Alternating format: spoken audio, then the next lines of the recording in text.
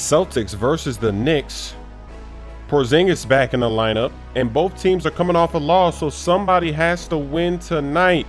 The Unicorn, he was throwing up bricks to get this game going, brick after brick after brick.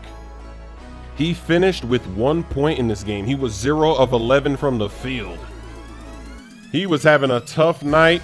He's going to get another chance in the corner, wide open. Still can't get it to fall.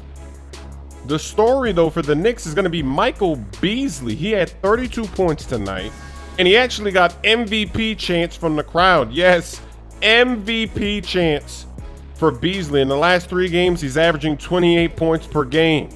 Kyrie had 32 points for the Celtics. To end the second quarter, shot clock cheese, Courtney Lee misses, but is tipped up and in by Cantor.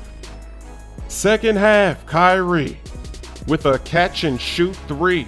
Celtics holding on to a slight lead.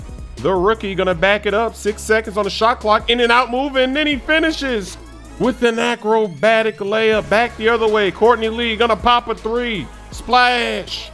Knicks are fighting. They're not going away. Lee once again to end the third quarter misses, but is tipped up and in.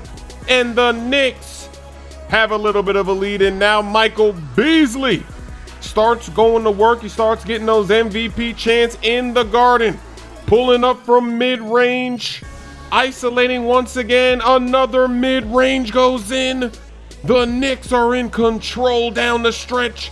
Beasley cannot be stopped. Another one. The Knicks win. Hold up, are these numbers right? Yes. No team has ever finished a season this strong. Well, what about I've done the numbers. No one. Now, the top 10 teams that finish a season like this, 8 have gone on to win the championship. You guys are right there. So you saying what everyone else is saying? I'm not saying anything so long as the coach is in earshot. That's a smart man, Aaron. You all right with me?